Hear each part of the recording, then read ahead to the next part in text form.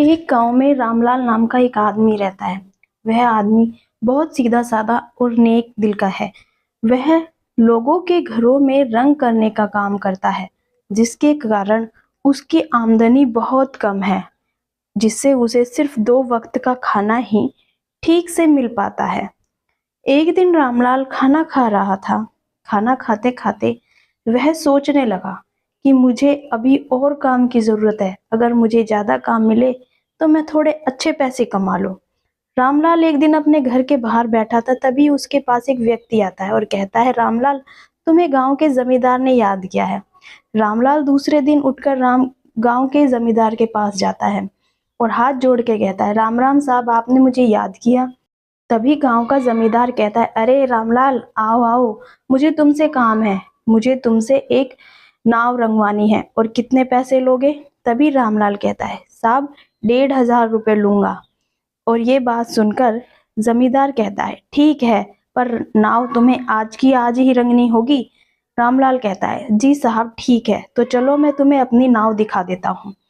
रामलाल और गांव का जमींदार दोनों साथ साथ जमींदार की नाव देखते हैं। जमींदार कहता है, देखो, ये है मेरी नाव, जरा अच्छे से रंगना।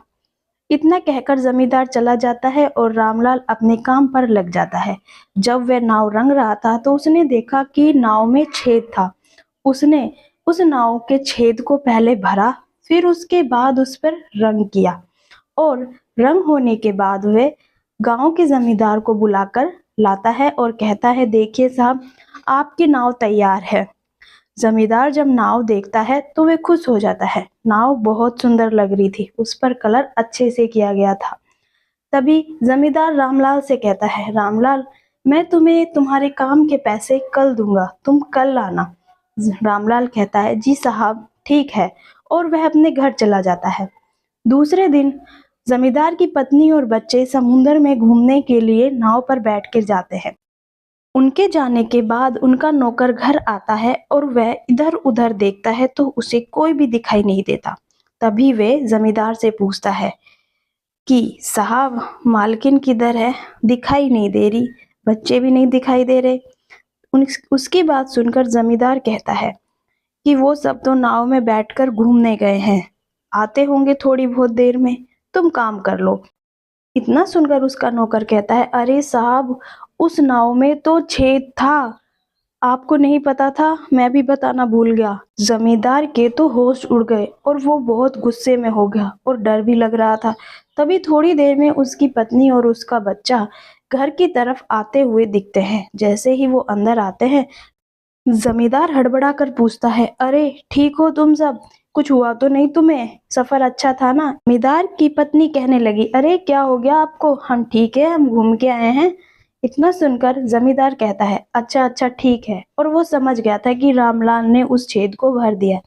दूसरे दिन जब रामलाल पैसा लेने के लिए आता है तो जमींदार उसे पैसे देता है। रामलाल हाथ में पैसे पकड़कर जैसे ही पैसे गिनता है तो उसे पैसे ज्यादा लगते हैं और वह कंफ्यूज होकर रामलाल जमींदार से कहता है कि साहब, ये तो 6,000 रुपए है, मेरे तो 1,500 बनते हैं, मैंने बताया था आपको। तभी जमींदार कहता है कि मेरी नाव में छेद था, तुमने अपना काम ईमानदारी से करा, तुमने पहले वो छेद भरा, जिस कारण आज मेरे बीवी बच्चे ठीक है, ये तुम्हारी ईमानदारी का पैसा है। रामलाल ये सुनकर बहुत खुश हो जाता है और खुशी खुशी अपने घर जाता है। कहानी से हमें शिक्षा मिलती है कि ईमानदारी और मेहनत से काम करने पर उसका नतीजा अच्छा ही होता है। धन्यवाद।